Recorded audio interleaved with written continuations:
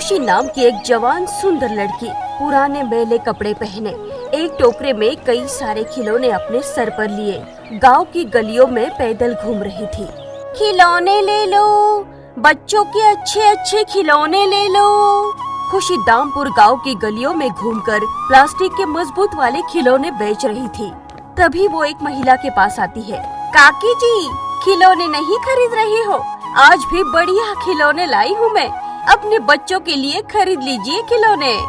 हाँ हाँ खुशी ला, मुझे 2-3 खिलौने दे दे, क्योंकि आज मेरी बहन और उसके बच्चे घर आने वाले हैं, तो मैं अपने भांजे भांजियों को भी खिलौने दे दूंगी। खुशी इस महिला को 20 रुपए एक खिलौने के दाम से 5 से 6 खिलौने बेचकर आगे चली जाती है। चलो आज तो अच्छी बोनी हो गई मेरी। इसी तरह खुशी पूरे दिन गांव की गलियों में घूम घूम कर खिलौने बेचती रही। शाम होते होते उसके कई सारे खिलौने बिक चुके थे। अंधेरा धीरे धीरे पसरने लगा था। तभी थकी हारी खुशी अपने बचे हुए खिलौने लेकर इसी गांव में अपने घर आती है, जहां उसकी बूढ़ी माँ इंदुमती चारपाई पर बैठी उसका इंतजार कर रही थी। खुशी का ये घर बहुत ही छोटा और साधारण था। बेटी, मेरी दवाई लाई कि नहीं? हाँ माँ, लाई हूँ। आज भी खिलौने बेचकर मेरी अच्छी कमाई हुई है माँ। ला जल्दी से मुझे दवाई दे दे। आज सर और बदन में कुछ ज्यादा ही दर्द हो रहा है। इंदुमती के सिवा खुशी का इस संसार में अपना और कोई नहीं था। खुशी अपनी माँ के साथ बड़ी गरीबी परेशानी में अपना जीवन बिता रही थी। जब से खुशी के पिता स्वर्गवासी हुए हैं, तब से खुशी रोज गांव में खिलौने बेचकर अपना और अपनी माँ का पालन पोषण करती आ रही है। अगले दिन सवेरे, खिलौने तो आज कम है माँ, मैं शहर जाकर थोड़े और खिलौने लेकर आती हूँ। ठीक है बिटिया, ध्यान से जाना। तभी खुशी पास के पालघट शहर में एक बड़ी सी खिलौने की दुकान पर आती है और हमेशा की तरह आज भी यहाँ से सस्ते दाम में खिलौने लेकर अपने गांव आती है।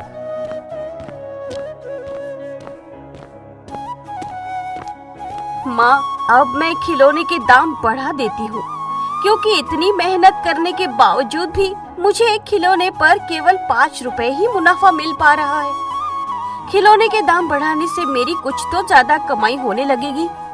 बेटिया, तेरी जितनी कमाई हो रही है उतनी कमाई में हमारा गुजारा तो अच्छे से चल रहा है ना, तो फिर बेवजह लालच क्यों करना?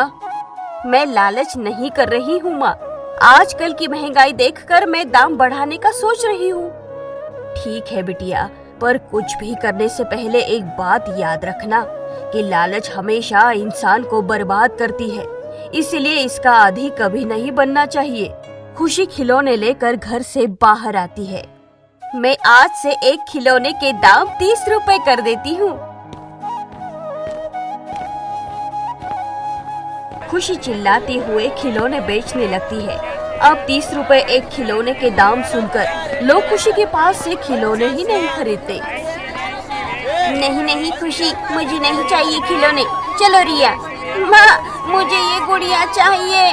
बेटा, ये बहुत महंगे दाम बता रही है खिलौने के, और तेरे पास पुराने वाले खिलौने तो है ना? वो जब टूटेंगे तब मैं तुझे नए खिलौने खरीद कर दूंगी, तब तक तू उन्हीं से खेल।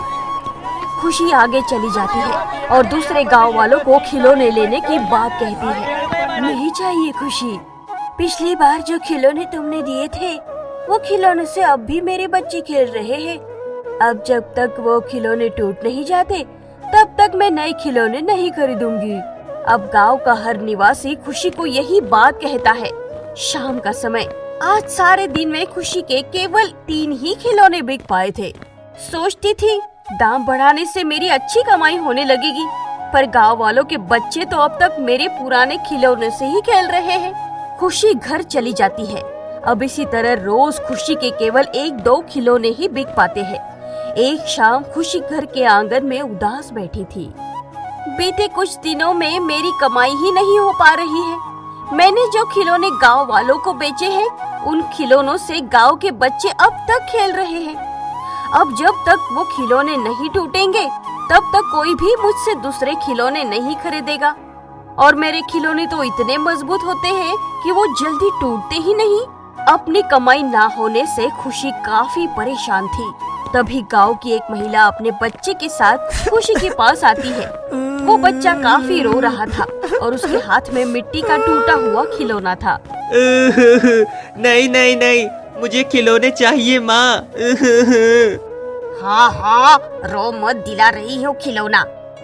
हर बार खिलौने तोड़ते जाया कर तू। अगर तुझे लोहे का भी खिलौना ला कर देंगे ना तो तू उसे भी तोड़ देगा। क्या हुआ बहन, क्यों बच्चे को डांट रही हो? अरे क्या बताऊं खुशी, ये मेरा बेटा इतना शरारती है ना। जब भी मैं इसे नया खिलौना दिलाती हूँ, ये उसे एक ही दिन में तोड़ देता है और फिर नए खिलौने के लिए जिद करने लगता है। अब तुम ही देखो, मैंने कल ही शहर से ये मिट्टी का खिलौना दिलाया था और उसने आज भी तोड़ दिया। कोई नहीं बहन, बच्चा है। माँ मुझे खिलौने चाहिए। अरे रोना बंद कर, दिला रही हूँ मैं खिलौना। बहन आप कोई खिलौना दिखाइए मुझे।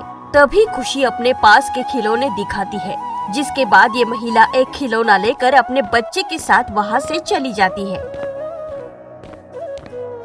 अगर मैं प्लास्टिक के खिलौनों के बजाय मिट्टी के खिलौने बनाकर बेचूं तो प्लास्टिक के खिलौने नहीं टूटते, इसलिए लोग ज्यादा मुझसे खिलौने नहीं खरीदते। अगर मैं मिट्टी के खिलौने बेचूंगी तो वो जल्दी ही टूटते जाएंगे और फिर लोग बार बार मुझसे खिलौने खरीदते जाएंगे।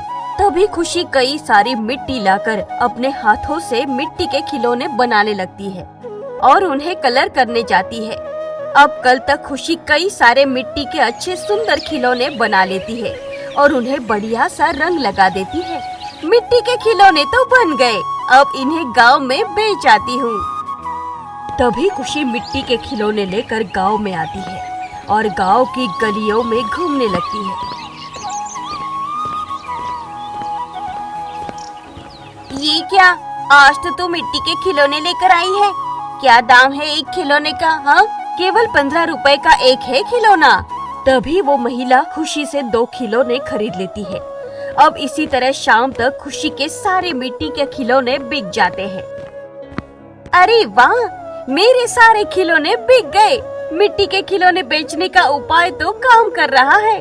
खुशी घर चली जाती है। उसके बाद वो रोज मिट्टी के खिलौने बनाने लगी और रोज उन्हें गांव में बेचने लगी। अब गांव में उसके मिट्टी के खिलौने काफी बिक रहे थे। एक दिन सवेरे खुशी गांव में खिलौने लिए घूम रही थी, पर आज उससे कोई भी खिलौना नहीं खरीद रहा था। आज तो कोई भी मुझसे खिलौने नहीं खरीद रहा है। तभी खुशी एक घर के पास आती है। काकी जी, आज खिलौने नहीं खरीद रही हो? नहीं खुशी, मैं तुझसे रोज जो मिट्टी के खिलौने खरीद रही हूँ, मेरे बच्चे तो उन खिलौनों को एक ही दिन में तोड़ते जा रहे हैं। तू पहले जो प्लास्टिक के खिलौने बेचती थी, वही खिलौने अच्छे और मजबूत थे। ये खिलौने तो बेकार है, तुरंत ही टूट जाते हैं। अब हर कोई खुशी को यही बात कहता है। अब क्या करूं? सबको तो प्लास्टिक के खिलौने ही चाहिए। अगले दिन खुशी शहर में खिलौनों की दुकान पर आती है तो दुकान का मालिक हरीश कहता है, मुझे एक बात बताओ, बीते दिनों से तुम खिलौने खरीदने क्यों नहीं आ रही थी? क्या बताऊं मालिक, प्लास्टिक के खिलौने ज्यादा नहीं बिक पाते हैं। एक बार जो प्लास्टिक के खिलौने खरीदता है तो वो दोबारा मुझसे खिलौने नहीं खरीदता। अब मैं इतनी कम कमाई में कैसे अपना गुजारा करूं? देखो खुशी, ये खिलौने बेचकर कुछ खास आमदनी नहीं होती है। अगर तुम्हें ज्यादा कमाई करनी है तो तुम मेरे लिए एक काम करो। इस काम के बदले में मैं तुम्हें 1 लाख रुपए दूंगा। ये सुनकर खुशी के होश उड़ जाते हैं। क्या 1 लाख रुपए? ऐसा कौन सा काम है? मैं छोटे बच्चों को बेचने का काम करता हूँ। अगर तुम मुझे बच्चे लाकर दोगी तो मैं एक बच्चे के बदले तुम्हें 1 लाख रुपए दूंगा। नहीं नहीं, मैं ये काम नहीं करूँगी। किसी बच्चे को उसके माता पिता से दूर करना अच्छी बात नहीं है। अरे आजकल कोई किसी के बारे में नहीं सोचता। आज के समय में पैसा ही सब कुछ होता है। सोच लो, ऐसा सुनहरा अवसर बार बार तुम्हें नहीं मिलेगा। तुम्हारी गरीबी पल भर में दूर हो जाएगी। हरीश की बातें सुनकर खुशी सोच में पड़ जाती है। तभी वो घर चली आती है। रात का समय, खुशी आंगन में अकेली उदास बैठी थी। वैसे हरीश मालिक की बात सही भी है। 1 लाख रुपए मैं जीवन में कभी कमा नहीं पाऊंगी, और वैसे भी मुझे किसी से क्या लेना देना। मुझे तो बस अपनी गरीबी दूर करनी है। अगर मेरे पास 2 से 3 लाख रुपए आ गए तो मैं ये काम छोड़ दूंगी और कोई कारोबार करके खुशी खुशी अपना जीवन बिताऊंगी। गरीबी के कारण खुशी भी इस बुरे काम को अंजाम देने की ठान लेती है। अगले दिन खुशी खिलौने लेकर गांव में आती है।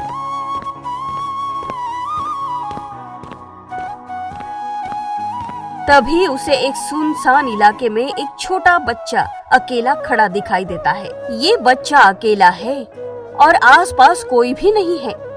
चलो इसे ही बेहोश करके शहर ले जाती हूँ। खुशी चुपके से उस बच्चे के पास आती है और मौका देखकर उसे बेहोश करके एक बड़ी सी बोरी के अंदर उसे डाल देती है। अब ये घटना दूर खड़ी एक बूढ़ी महिला सुजाता देख लेती है। बच्चा तो मिल गया, अब कोई मुझे देखे उससे पहले ही इस बच्चे को लेकर मैं शहर चली जाती हूँ। खुशी इस बच्चे को लेकर वहाँ से चली जाती है। अरे ये खिलौने बेचने वाली तो बच्चा चुरा कर ले गई। मुझे गांव वालों को ये बात बतानी होगी।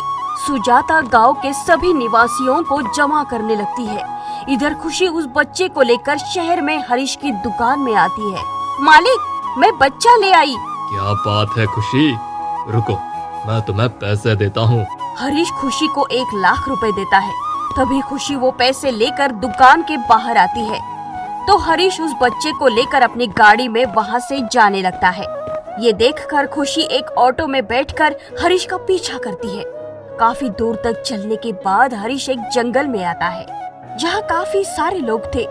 तभी हरीश एक आदमी को बच्चा देने लगता है। उतने में वहाँ खुशी आ जाती है।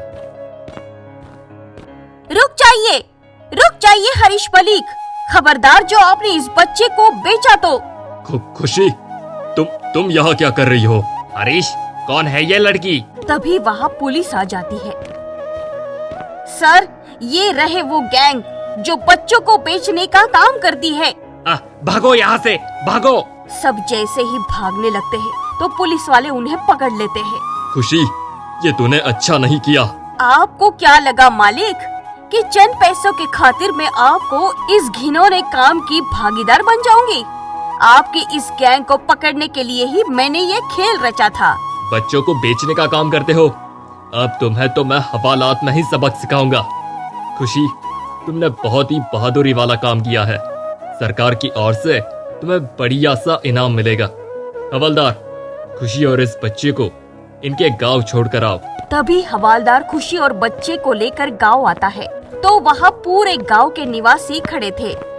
खुशी, तुम गांव में से बच्चे चुराने के काम करती हो?